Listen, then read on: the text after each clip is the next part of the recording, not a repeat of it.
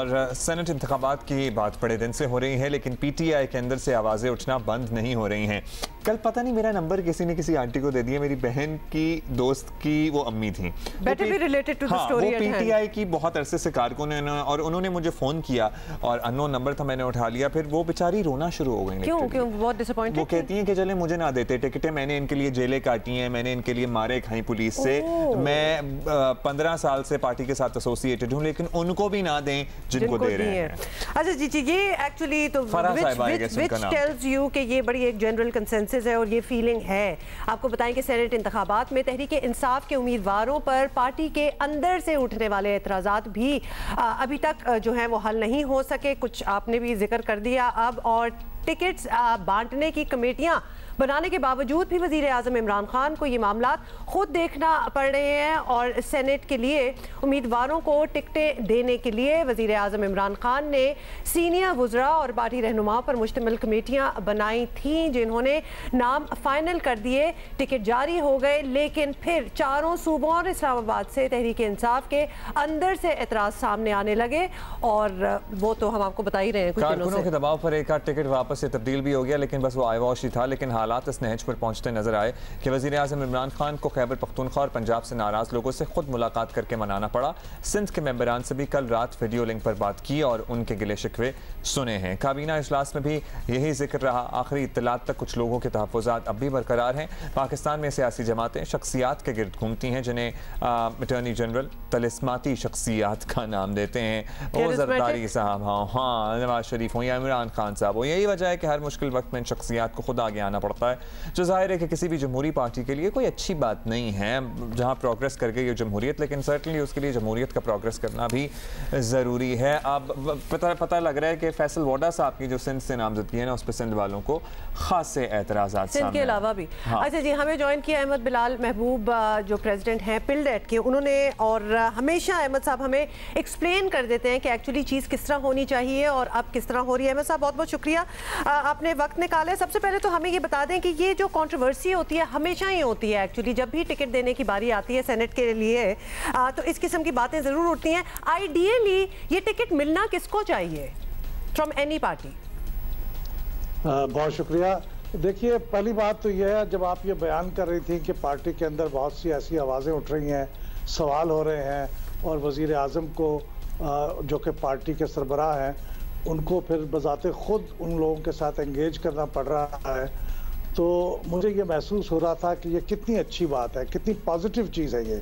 ये जमहूरी मुल्क में और जमहूरी पार्टी के अंदर ऐसा ही होना चाहिए। ये कभी हो ही नहीं सकता कि आप जो भी फैसला करें उसके ऊपर हर आदमी का इत्तेफाक हो और हर आदमी उससे खुश हो।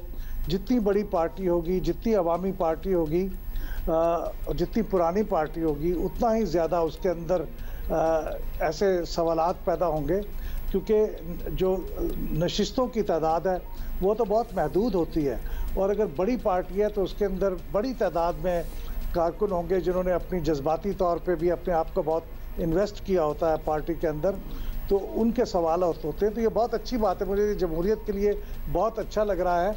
लेकिन इसके लिए आइडियल चीज़ तो ये है कि ये पार्टी की जो ग्रास रूट्स अप जो ऑर्गेनाइजेशन है वो इसमें इन्वॉल्व हो और उनके अंदर से फिल्टर होते हुए नाम ऊपर आए। कम से कम हर एक को एहसास हो कि उनकी बात सुनी गई है, उनकी बात से इत्तेफाक ना भी हो तो उनकी बात उनको एहसास हो कि वो डिस्कशन में शरीक हुए हैं फैसला करने के अमल में। ये अनफॉर्चुनेटली हमारी पार्टियों में नहीं होता और ऊपर ही ऊपर टॉप पे एक कमेटी होती है ज़्यादा से ज़्यादा जो ये फैसले कर लेती है, जिस पे यकीनन पार्टी का हेड जो है वो डिसाइसिव फैसले करता है। अच्छा, लेकिन ये होना यही चाहिए कि सब लोग की इन्वॉल्वमेंट हो। अहमद साहब, आपको पता है ओपन बैलेटिंग, सीक्रेट बैलेटिंग पे एक बड़े अरसे से बहस चल रही है, उस पर अपोजिशन और हुकूमत का मुख्तलिफ मौक़िफ़ है। अब इलेक्शन कमीशन का भी सुप्रीम कोर्ट में मौक़िफ़ ये है कि सुप्रीम कोर्ट जो कह देगी मान तो लेंगे और पार्लियामेंट भी जो कहेगी फैसला कर मानेंगे, लेकिन जो आइन की शिक है सीक्रेट बैलेट के हवाले से उसमें कोई इबहाम है नहीं। तो एक तो उसमें फिर क्या इंटरप्रिटेशन हम तवक्को करें सुप्रीम कोर्ट से, दूसरा ये कि आईनी तरमीम हो गई तो फिर तो जाहिर है किसी को कोई एतराज़ नहीं होना चाहिए, लेकिन अगर फिलहाल जो सूरत हाल है as it is secret ballot को रखते हुए कितना मुश्किल काम है हुकूमत के लिए कि हॉर्स ट्रेडिंग रोके। माशाल्लाह कितनी फेडरल और प्रोविंशियल एजेंसीज हैं जो ये काम कर सकती हैं, उन लोगों को ट्रेस करना क्या बिल्कुल ही नामुमकिन है जो कह रहे हैं जी करोड़ों रुपए लेते हैं और फिर वोट बेचते हैं। उन लोगों के खिलाफ क्रिमिनल प्रोसीडिंग्स का आगाज करें और फिर आईनी तरमीम जब करनी है कर लें। आ गई, अब तो कंफर्म हो गया, जब आईनी तरमीम करनी है कर लें। जी बिल्कुल सही बात है, मैं खुद भी इस बात से बहुत हैरान होता हूँ कि अर्जेंसी क्या है। पिछले 47 ईयर्स से इस सीक्रेट बैलेट के निज़ाम पे इलेक्शन हो रहे हैं और अगर एक इलेक्शन और हो जाएंगे तो उससे क्या इतनी बड़ी तब्दीली वाक़ई हो जाएगी। ये जो भी महसूस करते हैं स्ट्रांगली कि इसको ओपनली होना चाहिए और ओपन बैलेट के ज़रिए होना चाहिए, वो इंतज़ार कर लें और इसको प्रॉपर तरीके के साथ असम्बली के अंदर एक बहस और तमहीज़ के बाद एक कंसेंसस डेवलप हो जाए तो भी ठीक है, वरना 2/3 मेजॉरिटी से इसके ऊपर एक दस्तूरी तरमीम हो जाए, उसके बाद ही होना चाहिए। इस वक्त वो मेरे नज़दीक, और आप बिल्कुल सही कह रहे हैं, मेरे नज़दीक तो जो आर्टिकल 226 है वो बहुत क्लियर है और ये दस्तूर की तरमीम के बगैर ये चेंज नहीं हो सकता।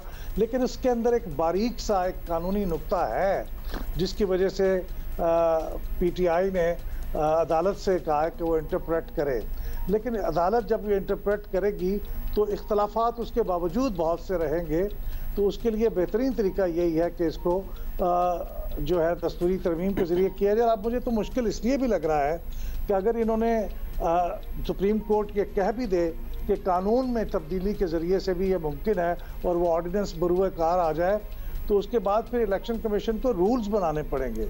और रूल्स के बारे में जो इलेक्शंस एक्ट का 2017 का जो सेक्शन 239 है वो ये कहता है कि जब इलेक्शन कमीशन रूल्स बनाएगा तो 15 दिन देगा आवाम को उसके ऊपर अपने व्यूज़ देने के लिए और उसके बाद वो फिर वो रूल फाइनलाइज होंगे। तो अब हमारे पास 15 दिन नहीं है। लेकिन अहमद साहब, जब आपको पता है कि अपने मफादात की बात होती है और जादू की छड़ी चलती है तो फिर सब कुछ हो ही जाता है अगर होना हो तो। जी, उसके लिए एक और ऑर्डिनेंस आएगा, लेकिन उसके नज़दीक उसके नतीजे में इख्तलाफात और गहरे हो जाएंगे। तो ये कतन एडवाइजेबल नहीं है जमहूरियत के लिए, कंसेंसस के लिए। कोई बहुत बड़ा तूफ़ान आने वाला नहीं है इससे। अगर 47 में नहीं आया, 47 ईयर्स में नहीं आया तो अब भी नहीं होगा। तो मेरे ख्याल में ये इसको मौका देना चाहिए और फिर एक तवील गुफ्तगू के बाद और मुज़ाकरात के बाद अगले इलेक्शन से पहले को फैसला कर लें। अच्छा, एक सवाल जो हुमा ने शुरू में किया था, हुमा आप ही का सवाल मैं दोबारा से दोहराऊंगा, प्लीज़ रोशनी डालिएगा इस पे कि आइडियली ये जो अपर हाउस है इसमें किस तरह के लोग होने चाहिए जो कि लॉ मेकिंग में प्राइमरीली कंट्रीब्यूट कर सकें। और ख़ास तौर पे ये क्यों एक तासुर होता है अहमद साहब के you have to be influential, you have to be rich. वो रिचेस वाली बात ज़रूर आ जाती है, बल्कि रिचेस भी नहीं, वेल्थी होना, इन्फ्लुएंशियल होना। ऑफ कोर्स इसके अपने पर्क्स हैं, it works in a certain way, but senate में ही वो लोग क्यों ज़रूरी है? तो हम देखें ना, कोई डॉक्टर्स हों, कोई इंजीनियर्स हों, कोई मुख्तलिफ तरह के लोग होने चाहिए सेनेट में। जी देखिए, जो हम सियासत की डे टू डे रियलिटीज़ से प्रैक्टिकली उसमें एंगेज नहीं है हम लोग, तो हम तो ये बात इसी तरह ही कहते हैं और कहना चाहिए कि इसमें लोगों की एक्सपर्टीज़ होनी चाहिए, मेरिट होना चाहिए, वो लोग कुछ प्रोफेशनल्स होने चाहिए। लेकिन जो हकीकत है सियासत की वो ये है कि सियासत को चलाने के लिए आपको बहुत पैसों की ज़रूरत होती है, पार्टियों को चलाने के लिए पैसों की ज़रूरत होती है। वो पैसे कहाँ से आते हैं? वो पैसे ऐसे ही इकट्ठे होते हैं कि आपके अंदर ऐसे लोगों को लेके आते हैं जो पार्टी को चलाने के लिए चंदा देते हैं। क्राउड फंडिंग जो होनी चाहिए वो नहीं होती कि आम लोगों से आप छोटे छोटे बिल्ड करें पार्टी के फंड्स को, वो नहीं हो पाता। अहमद साहब, फिर तो from the word go already premise he set इस तरह हुआ है कि हमेशा कोई लूप होल रहेगा डिस्क्रिपेंसी के लिए।